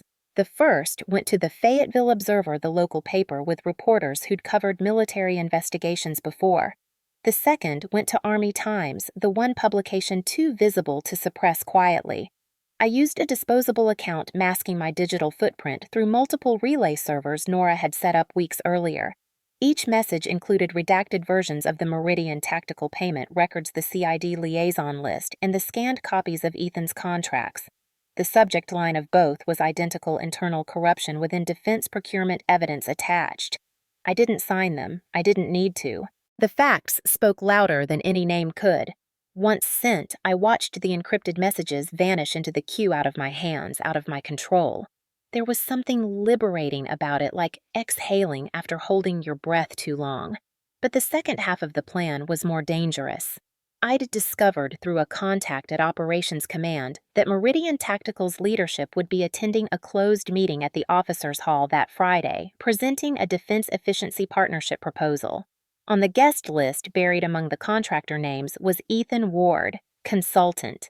That was my window. I'd be there too, under the pretense of attending as a non-active officer assisting with intelligence transition audits. My suspension had cut my formal access, but my badge still opened certain secondary-level doors that no one had bothered to deactivate. I spent 2 days preparing the setup miniature cameras hidden in my uniform collar and pin, synced to Nora's secure server. One recorded video, the other audio. They were small, invisible to the untrained eye, impossible to detect without a sweep. When I told Nora what I was about to do, she didn't try to stop me. She just said, "If you're going to light a match, make sure it's in the open." Friday came fast. I woke before dawn, dressed in uniform, checked the gear twice. The air outside was sharp, the kind of winter morning that smelled of frost and diesel. As I drove toward the base, I passed the same stretch of County Line Road where my Jeep had exploded months earlier. The asphalt had been repaired, the guardrails replaced. No trace of fire remained, but I could still see it, the flash, the smoke, the moment everything had gone silent. It steadied me. Pain is a strange kind of focus. By the time I parked at the officers' hall, the sun was low and pale over the parade field. The building glowed with polished brass and flags. Contractors in suits and officers in dress blues moved through the entrance, shaking hands, smiling for optics. I walked in unnoticed, another uniform in the sea of protocol. Inside, the atmosphere was controlled, rehearsed. A long table sat at the front, lined with senior officers and Meridian executives. Among them, Ethan, immaculately dressed, posture, confident grin, faintly visible as he chatted with a colonel I recognized from procurement. The sight of him standing there unscathed, adored, made the back of my throat tighten. He looked every bit the professional, the war hero contractor, the loyal son. The irony burned. The meeting began with predictable speeches about efficiency, transparency, and commitment to security. Each word sounded like a taunt. Ethan spoke next, presenting slides filled with statistics and projections. His voice smooth, persuasive, almost charming. I watched through the camera feed on my pen, making sure the audio was clear. Every few seconds, I captured stills his face, the room, the charts behind him. Then came the moment I'd planned for. Halfway through his talk, he said, "At Meridian, our goal has always been partnership with integrity." I leaned forward, pressed the button beneath my sleeve, and the recording switched to live relay. The signal streamed directly to Nora's server, timestamped and verified. If anything happened to me, the feed would stay online. I waited until the Q&A session. When the moderator called for questions, I raised my hand. The room turned. Captain Ward, the colonel, said, recognition flickering across his face. "Didn't expect to see you here." "Neither did I, sir," I replied evenly. "I just had one question for Mr. Ward." Ethan's eyes met mine. Calm, cold. "Go ahead," he said, voice steady. "You mentioned integrity," I said. "How does Meridian define that when their consultant signs off on illegal explosive transfers under department contracts?" The silence that followed was absolute. Every head turned toward him. For a moment, he didn't move. Then, with perfect composure, he smiled. "I'm afraid I don't know what you're talking about." I could hear the tremor beneath his tone. "You sure I asked?" "Because CID does. And so do the reporters who'll receive your payment logs tomorrow." A ripple went through the room, officers exchanging looks, someone whispering. The colonel in charge tried to interject, but Ethan's mask finally cracked. His jaw clenched, his voice sharpening. "You think you're clever," he hissed. "You've got no proof." "Then you won't mind if they look," I said. Security shifted nervously near the door. The atmosphere had changed from formality to danger in seconds. I felt adrenaline surge through me, but I kept my face neutral. The meeting ended abruptly, officials whispering, officers excusing themselves, pretending to check calls. Ethan stayed seated, his smile gone, eyes locked on me. I turned and walked out before he could speak. Outside, the cold hit like water, clean and bracing. My hands shook not from fear, but from the gravity of what I'd just done. I had crossed the line between soldier and whistleblower, and there was no path back. In the distance, I saw a convoy of black SUVs arriving, CID vehicles, maybe FBI. The machinery was already in motion. For the first time since this began, I felt something close to peace. Not silence, but purpose. Whatever came next, repercussions, court hearings, headlines, I was ready. If truth demanded a sacrifice, it would get mine. The night of the Veterans Unity Banquet arrived with the kind of grandeur Fort Bragg was famous for, flags draped across the marble entryway, brass nameplates gleaming under chandelier light, and the low hum of conversation that came when power dressed itself in patriotism. Every year, the Army invited contractors, local officials, and decorated veterans to celebrate partnership and service. It was the perfect stage for illusion, and this year, Ethan Ward was the star. He stood at the center of it all, tailored suit, immaculate, his voice echoing through the hall as he greeted officers and city officials. "Good to see you again, Colonel," he said smoothly, shaking hands like he'd been born to charm. I watched from the mezzanine, unseen in the crowd, the collar of my dress uniform brushing against the scar that still ran faintly along my neck. It had healed into a thin, white line, a reminder, not a wound. I had been invited anonymously, though I suspected Nora had something to do with it. She'd texted earlier, "Tonight's the night. Don't blink." The theme of the evening was unity through service. The irony wasn't lost on me. I stayed in the shadows as the speeches began, introductions from generals, applause for donors, polite laughter when a congressman made a joke about funding delays. The crowd of more than 200 glowed with wine and self-congratulation. And then Ethan took the podium. His image appeared on the massive projection screen behind him, magnified, untouchable. "Ladies and gentlemen," he began, voice steady and full of practiced warmth, "our veterans deserve transparency and dedication. At Meridian Tactical, we believe integrity isn't just policy, it's our promise." My fingers curled around the small remote in my hand, the one that controlled the projection feed Nora had synced hours before. The flash drive in this AV booth was already in place, timed to trigger on my signal. I waited heart-pounding with a rhythm that felt almost mechanical. Below me, Ethan moved through his speech effortlessly, gesturing toward slides of field operations supply routes, smiling soldiers.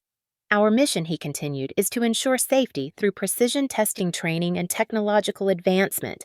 We've come a long way. The projector flickered. The slide changed mid-sentence. The Meridian logo vanished, replaced by a grainy video feed. The crowd murmured, confused. Ethan paused. On screen, the recording began to play, his voice unmistakable, casual, cold. Make sure the det cord's tight under the frame. The keys placement. It needs to pop right after ignition, not before. There was laughter in the background of the recording, another man's voice asking, "And you're sure it won't trace?" Ethan's reply was sharp. "She won't live long enough for it to matter." The room froze. A second later, his voice repeated louder this time, echoing from the speakers. "She won't live long enough for it to matter." For a moment, no one moved. The air seemed to vanish, replaced by the heavy hum of the audio. The projection cut to a second clip, documents flashing across the screen, payment records, Meridian contracts, the CID liaison list. The final frame showed the signature E. Ward. The silence shattered all at once. A woman gasped. Someone dropped a glass. The colonel at the front table stood abruptly. Ethan's face turned pale, then red, his composure cracking like glass under pressure. "Turn that off!" he shouted, voice breaking. "That's fake. It's been doctored." But the video looped again, his words replaying, unmistakable, damning. "She won't live long enough for it to matter." My mother was there too, sitting near the front in a pale blue dress. I saw her face as the truth hid a mixture of horror and denial. She stood, hands shaking, whispering, "No, no," before her knees buckled. Guests rushed to her side, but her eyes stayed fixed on Ethan. He stumbled backward, eyes darting around for escape, but the walls were closing fast. FBI agents and CID officers moved through the crowd, quiet but coordinated. One of them spoke into a mic, eyes locked on him. "Ethan Ward, you're under arrest for conspiracy, attempted homicide, and federal fraud." He spun, desperate, scanning the room until his gaze found me on the balcony. For a heartbeat, it felt like time folded between us, the childhood taunts, the jealousy, the years of silence collapsing into this single look. He mouthed something I couldn't hear, but I knew what it was. "You did this." I didn't look away. Below, agents grabbed his arms, forcing him down. The sound of handcuffs snapping shut cut through the noise like punctuation. Cameras flashed, phones recorded the perfect symmetry of justice and spectacle. My mother cried out as they led him past her. "Ethan, please," she sobbed, but he didn't look at her. He looked up at me again, eyes filled with fury, and something worse, fear. When the agents dragged him toward the exit, the crowd erupted. Some shouted, some cursed, some clapped, unsure whether it was horror or relief they were supposed to feel. The colonel at the podium turned toward me, his face pale. "Captain Ward," he said, voice trembling through the microphone. "Is this true?" I met his eyes and said clearly, "Every word." Nora appeared at the edge of the room, her expression calm, her phone still recording. She gave me a single nod. It was done. The walls that had protected Ethan and his allies had finally cracked in public view. The system that tried to bury me now stood in the spotlight, exposed. I felt the weight lift, not gone, but shifted. The kind of relief that doesn't come from winning, only from ending. The reporters would swarm, the investigations would follow, and my name would make headlines I never wanted. But as I watched Ethan disappear into the corridor flanked by FBI and CID, I knew the truth had finally outrun the lies. My father once said, "Justice moves like a storm, slow to gather, but unstoppable once it begins." That night, the storm broke. If you believe justice always finds its target hit, that thumbs up. By morning, my name was everywhere. The headline from the Fayetteville Observer read, "Army Officer Exposes Defense Fraud and Survives Family Bomb Plot." The Army Times version was sharper. Captain Elise Ward blows whistle on CID corruption, brother arrested in attempted murder and procurement scandal. My phone didn't stop buzzing for hours. Reporters, old colleagues, even classmates from West Point I hadn't spoken to in years. Some called me brave, others called me reckless. Either way, silence was no longer an option. The story had detonated just like the Jeep, and this time, everyone heard it. Ethan's arrest video circulated online before noon. The footage showed him shouting, struggling as FBI agents restrained him under the chandeliers of the officers' hall. The comment sections exploded, some people demanding justice, others claiming it was all staged. Meridian Tactical released a statement calling him a rogue actor pretending ignorance. But the investigation widened fast. Within days, several high-ranking officers and contractors were suspended pending federal review. I was summoned to testify before an internal ethics board. For once, my words were recorded and believed. There was no more denying the evidence. Still, victory never feels clean. The day after Ethan's arraignment, I drove past the county courthouse and saw news vans lined along the sidewalk. I didn't stop. I couldn't watch him in handcuffs again. I thought I'd feel satisfaction seeing him fall, but what I felt was something colder. A strange kind of grief, not for who he was, but for who he could have been. The boy who used to hide my medals out of jealousy had grown into a man who thought destruction was control. My mother called that night. I almost didn't answer. When I did, her voice sounded smaller than I remembered.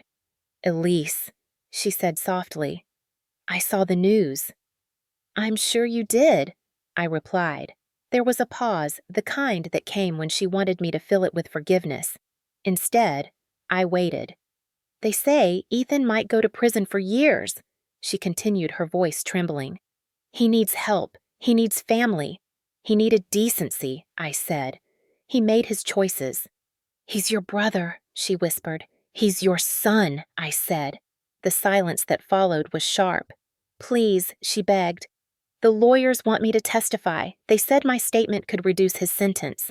"And what will you say I asked?" "That it was an accident, that he didn't mean to kill me." "I'll say he was sick," she said, her voice breaking, "that he was lost." "He wasn't lost, Mom," I said coldly. "He was protected. And you helped protect him." She cried softly on the other end, the sound muffled, distant. "You don't understand," she whispered. "You were always stronger. I just wanted peace." "You chose silence when I needed truth," I said. "That's not peace. That's surrender." I heard her inhale sharply, then nothing. The line went dead. She didn't call again. For the next few days, the world around me became a blur of attention I didn't want. Reporters camped outside the apartment complex. Strangers left notes on my door, some thanking me, some warning me.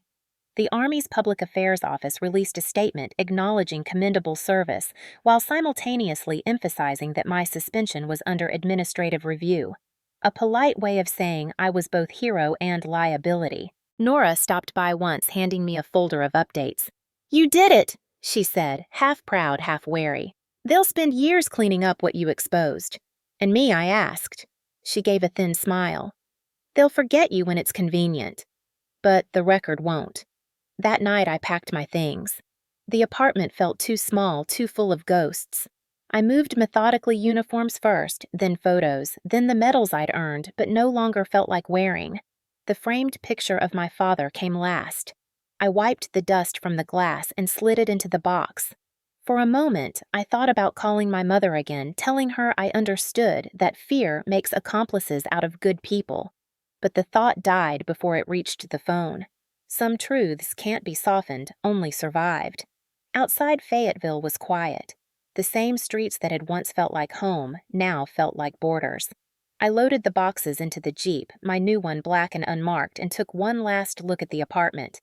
The parking lot light flickered overhead, the hum of crickets rising in the distance. I thought about everything the city had given and taken duty. Betrayal, clarity. Then I turned the key, the engine roaring to life. As I drove out past the base gates, the guard on duty saluted out of habit. I saluted back, unsure if it was for him, for my father, or for the version of myself I was leaving behind. Somewhere in the distance, thunder rolled over the horizon, low and distant, the kind of sound that always came before a storm. I didn't look back. Fayetteville would rebuild its stories. The Army would polish its headlines. Ethan would face his sentence. My mother would rewrite history in her living room, convincing herself silence had been mercy. And I would start over. Justice doesn't always feel like triumph. Sometimes it feels like standing in the ashes of everything familiar and realizing you're finally free to walk away. If you believe justice always finds its target, hit that thumbs up. 6 months passed before his voice found me again. Not in person, not over the phone, but in the form of a letter stamped with the seal of the North Carolina Department of Corrections. It arrived in the middle of an ordinary Tuesday, buried beneath a stack of bills and a veteran's newsletter. The envelope was thin cheap, its corners bent. My name scrawled across the front in handwriting I hadn't seen since high school. I stared at it for a long moment before opening it. Inside was one-page single-spaced, the ink pressed deep as if the pen had been clenched too tightly. It began without apology. "I was angry," he wrote, "but you embarrassed me. You ruined everything. You made me look weak. I was trying to build something and you tore it apart. They'll never understand what you did." The words bled resentment, not remorse. I kept reading, each line colder than the last. "Help me appeal. You know I didn't mean for things to go that far. You know I was pushed. I'm your brother Elise. You can't let them bury me alive." I let out a quiet laugh, one without humor. The audacity was almost impressive, how he could rewrite every act of cruelty into victimhood, how he could still expect the same blind loyalty that had protected him all his life. There wasn't a single word about regret, not a single acknowledgement of the explosion, the lies, or the years of silence. Just blame disguised as confession. At the bottom, he'd signed his name in full, Ethan James Ward, followed by one final line that made my stomach twist. "Dad would have wanted you to help family." I folded the letter once carefully, as though handling a classified file, then set it on the kitchen counter beside my mug. Outside, the wind rattled the screen door, carrying the smell of rain and pine from the woods behind my new house. I'd moved inland after leaving Fayetteville, a small place near Southern Pines, quiet, removed from the noise of military life. I worked part-time teaching intelligence analysis at Fort Liberty's training program, mentoring recruits who still believed in the purity of service. They didn't know my story. I preferred it that way. The scar on my neck was enough explanation for anyone who looked closely. I made coffee, sat down, and read the letter again. Every sentence felt like a test. Did he write it to provoke me, to pull me back into his orbit? Or did he truly believe he deserved help? It didn't matter. The answer to all of it was no. Still, I couldn't ignore the strange ache that came with recognition, the voice that had once been my brother's, the ghost of who he might have been before pride hollowed him out. For a brief second, I wondered what he looked like now. Prison ages people fast. Maybe he'd lost that confident swagger. Maybe the mirror had finally forced him to see the cost of what he'd done. But then I remembered the smirk at the gala, the way he'd tried to lie, even with the truth flashing behind him. Some men never learn. I walked to the window, the letter still in my hand. The sky was overcast, gray streaks of cloud drifting over the longleaf pines. The wind picked up again, rattling the loose latch of the back door. Somewhere far off, I heard the faint whistle of a train. It reminded me of nights at West Point when I'd lie awake listening to the freight lines echo through the Hudson Valley, thinking about the kind of officer I wanted to become. Back then, justice had seemed simple, a clean line between right and wrong, but life had taught me that justice is never clean. It's carved through scar tissue. I took a lighter from the counter and stepped outside. The yard was wide and quiet, the grass still damp from morning rain. I crouched by the old stone fire pit and unfolded the letter once more. The ink glistened faintly in the late afternoon light. I read the final line again. "Dad would have wanted you to help family," and shook my head. "No," I said aloud, voice barely above a whisper. "He would have wanted you to stand for something." I struck the lighter. The flame caught quickly, small at first, then stronger as the paper curled inward. The firelight flickered across my hands, reflecting in my wedding band-shaped scar from the explosion, a mark I'd stopped trying to hide. The letter blackened edges folding into ash. I watched it until it crumbled completely, a soft spiral of gray carried upward by the wind. For a moment, I imagined it reaching the prison yard, brushing against his window, a message he'd never understand. Some bridges aren't burned out of anger, they're burned to make sure no one ever crosses them again. When the last ember died, I brushed the ashes into the dirt and stood there breathing in the cool North Carolina air. The wind carried the faint scent of smoke and rain, a mix that always reminded me of endings and beginnings. I thought about my father's words one last time, the ones I'd built my life on. Never confuse peace with silence. This time, it wasn't silence. It was closure. Inside the house was dim quiet, except for the ticking clock above the mantel. I sat back down at the table, the empty coffee mug beside me, the space where the letter had been, now just a faint ring of soot. I felt lighter, not vindicated, not victorious, just free. Ethan's story would end in a courtroom. Mine already had. The world would keep moving headlines, fading files archived, but the lesson would remain etched deeper than any scar. Justice doesn't need forgiveness. It only needs courage to face itself. Would you forgive someone who tried to end you? Comment forgive or never. No. Fort Liberty looked different in the morning light. The name had changed from Bragg, but the air still smelled the same cut-grass diesel and the faint metallic tang of dawn. Soldiers jogged in formation down the main road, their cadence echoing through the base. Once I would have been among them keeping pace, reciting commands. Now I stood at the edge of the training field, clipboard in hand, watching them from the position of instructor. 6 months after Ethan's conviction, I had accepted a civilian appointment teaching intelligence fundamentals at the Army's School of Information Warfare.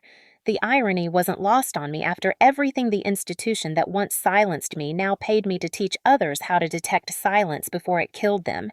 My students were young, fresh-faced, full of belief, their boots still too clean. They called me ma'am with the kind of reverence that came from not yet knowing what war did to people. But I liked them. They reminded me of who I had been before Fort Bragg, before the Jeep, before betrayal turned my life into an investigation. Most of them didn't know my full story. They'd seen the headlines, maybe whispered about the scar on my neck, but I didn't confirm or deny. What mattered wasn't my past, it was what they'd take from it. The class I taught every Friday afternoon was optional, but the seats were always full. I called it Operation Phoenix. It wasn't part of the official curriculum. It was something I built quietly with permission from the Command Education Office and a small grant meant for mental resilience programs. In truth, it was more than resilience, it was recovery. The course blended tactical decision-making with emotional endurance training, helping soldiers recognize patterns of abuse manipulation and trauma both in the field and at home. We talked about discipline but also compassion, about vigilance but not paranoia. Some cadets shared stories they'd never spoken aloud.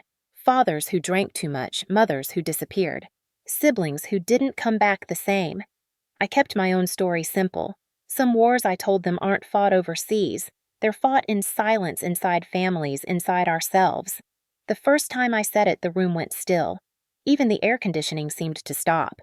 Then one cadet in the front row nodded slowly like he understood. That was enough. Operation Phoenix grew quickly. Word spread beyond the school, and within 3 months, units from other divisions requested participation. The Army liked its symbolism rebirth from ashes, strength from ruin, and I didn't correct them. The truth was, the program healed me as much as it did them.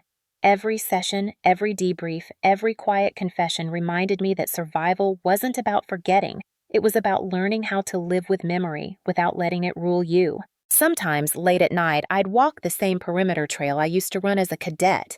The stars above Fort Liberty looked clearer than I remembered. Maybe it was because I finally knew what peace felt like. Not silence, not absence, but the steady hum of life moving forward. I often thought about my father then, about the weight of his uniform, about the words he left me.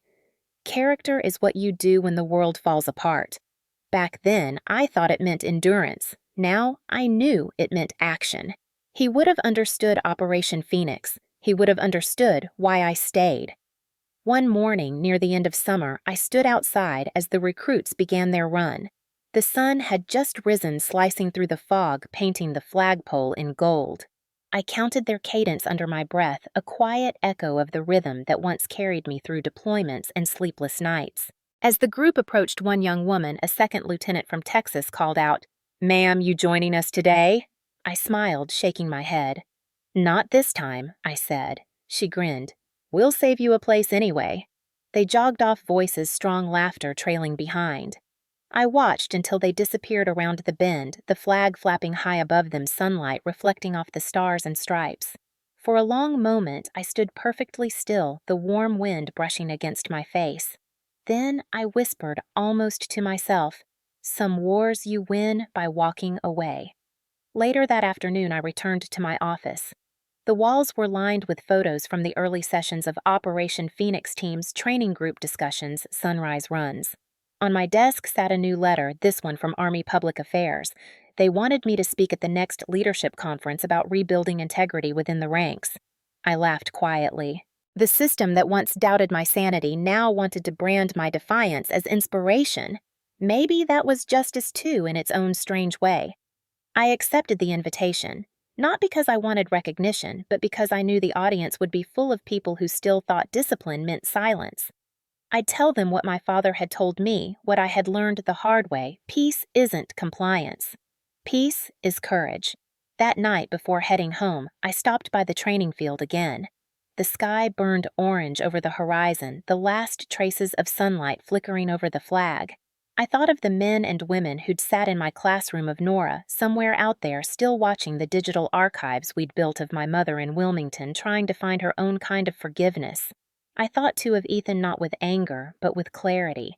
Some people never wake from the wars they start. Some do, and they spend the rest of their lives helping others wake up sooner. I knew which one I had become. As the final bugle played across the base, I whispered the line that had carried me through every battle, every betrayal, every return. Never confuse peace with silence. Then I saluted the flag, not for what it symbolized, but for what it demanded: the courage to start again. If you're still fighting your own war, drop your city, and I'll salute you. It was almost exactly 1 year later when I found myself back on County Line Road. The night was cold, still, and heavy, with the same kind of silence that once swallowed the explosion. The highway was empty at 2 a.m., just the hum of distant trucks on the interstate and the whisper of wind through pine. I hadn't planned to come here. I'd left Fort Liberty late after a long week of teaching, the kind of week that blurred into exhaustion, and somehow my hands had steered the wheel toward the place where everything had ended and begun. The stretch looked different now. New guardrails, resurfaced asphalt, no visible scars, but the land remembered. I pulled over to the shoulder headlights washing across the ditch where my Jeep had burned. The grass had grown back taller, softer, the color of frost under moonlight. I killed the engine, stepped out, and let the quiet wrap around me. The air smelled faintly of smoke and pine resin. Somewhere in the distance, a lone coyote called its cry, long and low, like a lament. I stood still, my boots sinking slightly into damp earth, and listened. The memory came easily, the click of the detonator, the blinding light, the weightlessness before the world turned upside down. But there was no fear now, only recognition. This was the place that tried to end me. It failed. I reached into my jacket pocket and pulled out my old Army badge, the one they'd issued years ago when I first became Captain Ward, Intelligence Officer, U.S. Army. The metal was worn, the edges nicked, the gold dulled from time and fire. It had survived the blast retrieved by a patrol officer and returned to me months later. I'd kept it locked away ever since, unable to throw it out, unable to wear it again. It wasn't just a symbol of service anymore.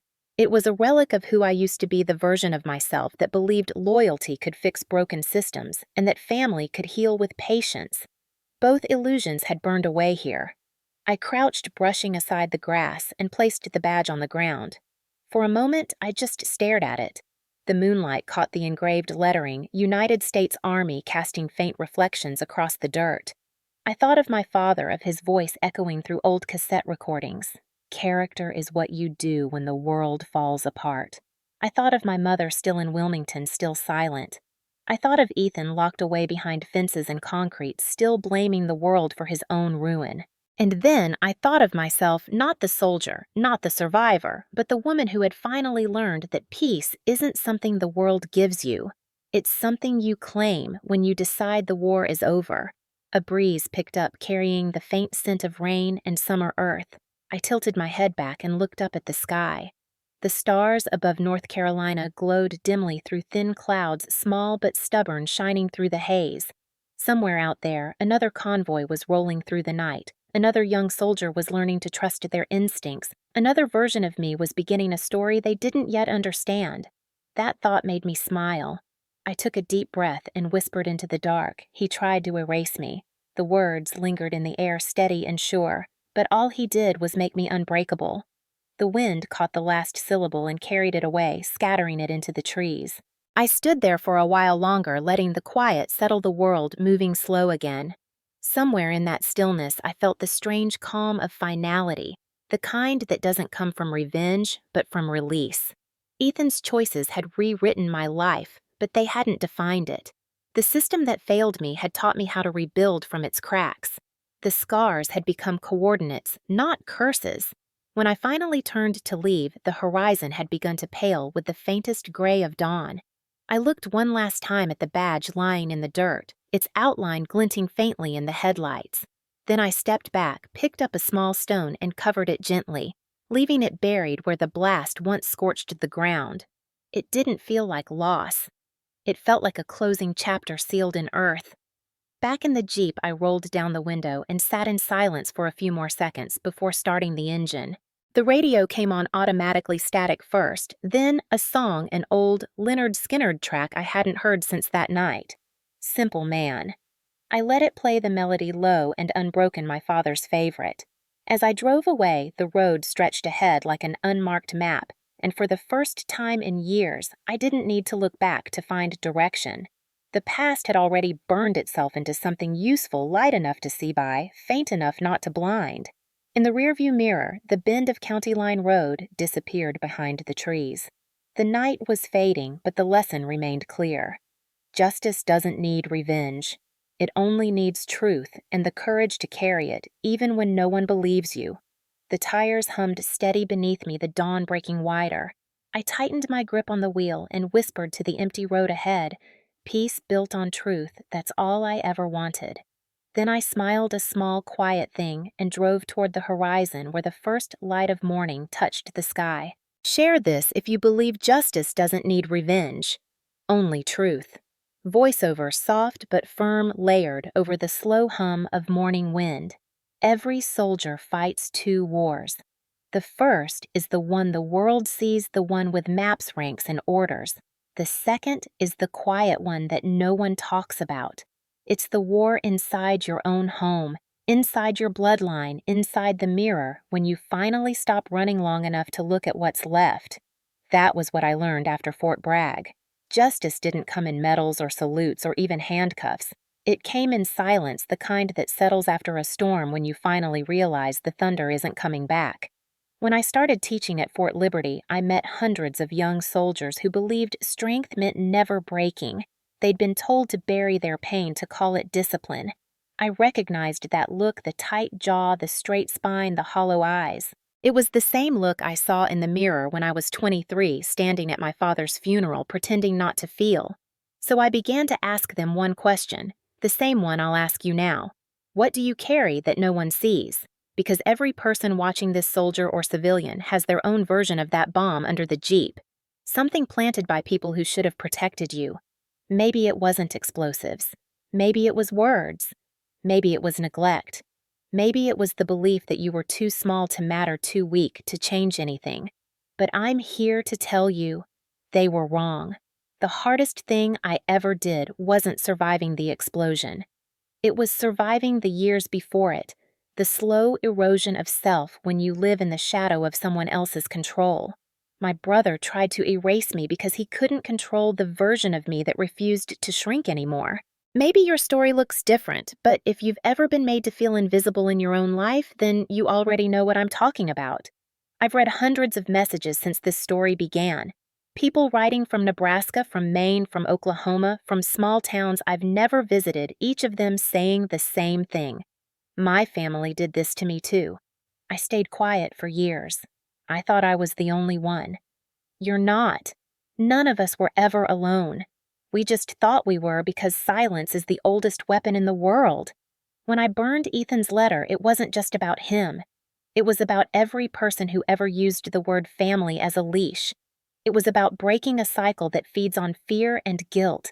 I didn't do it to forget him. I did it so I could remember myself without his voice echoing in my head. If you're watching this and you're still carrying that silence, please listen to me. There's a way out. It doesn't start with rage. It starts with truth. Sometimes justice isn't about seeing your enemies fall. Sometimes it's about refusing to be dragged down with them. I still visit soldiers who were caught in similar battles, women who reported abuse inside their units and were labeled troublemakers, men who lost friends because they spoke up about corruption, veterans who returned home to families that didn't recognize them. They all ask me the same question.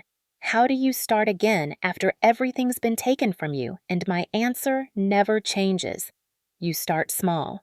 You start by reclaiming one thing they told you didn't belong to you: your name, your story, your peace. For me, it started the morning I ran again.